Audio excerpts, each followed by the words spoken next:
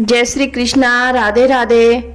आज हम बात करते हैं मोक्षदा एकादशी। मोक्षदा एकादशी 23 तारीख 2023 शनिवार को मनाई जाएगी। मोक्षदा का अर्थ मोह माया के बंधन से मुक्त करने वाली। मार्गशीर्ष माह की शुक्ल पक्ष की एकादशी को मोक्षदा एकादशी के रूप में मनाया जाता है। मोक्षदा एकादशी को ही हम गीता जयंती के नाम से जानते हैं। श्री कृष्ण ने अपने सखे अर्जुन को महाभारत के समय श्रीमद् भागवत का ज्ञान इसी दिन दिया था।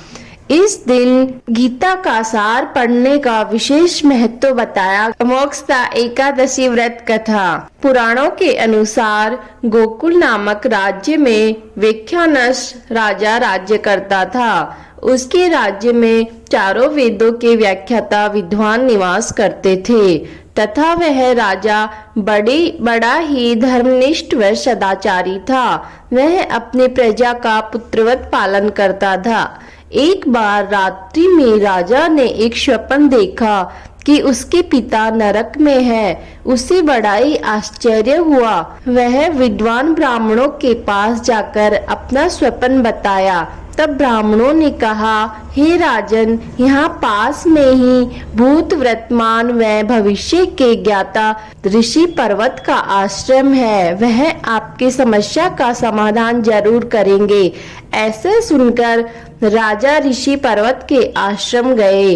राजा ने मुनि पर्वत को प्रणाम किया। मुनि पर्वत ने राजा को कुशल मंगल पूछा। राजा कहने लगा, हे मुनिवर, मेरे मन में बेचैनी हो रही है, और अपने स्वप्न के बारे में बताया। मुनि ने आंखें बंद कर भूतकाल में जाकर देखा और बोला, हे राजन, मैंने तुम्हारे पिता के कुकर्मों को जान लिया है। उन्होंने अपनी एक पत्नी को पति सुख दिया, परंतु दूसरी पत्नी का सुख नहीं दिया। इसी कारण तुम्हारे पिता को नरक में जाना पड़ा।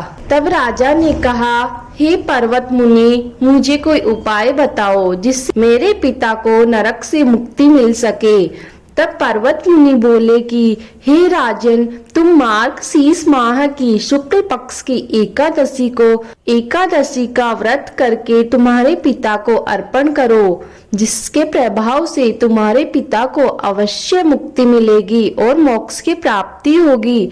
राजा महल आकर परिवार सहित मोक्षदा एकादशी का व्रत किया और इस व्रत का पुण्य अपने पिता को अर्पित कर दिया, जिसके प्रभाव से राजा के पिता को नरक से मुक्ति मिल गई। वह स्वर्ग में जाते हुए उसके पिता ने कहा, हे पुत्र, तुम्हारा कल्याण हो। इस प्रकार मोक्षदा एकादशी का व्रत करके राजा ने अपने पिता के कुकर्मों से मुक्त करवाया।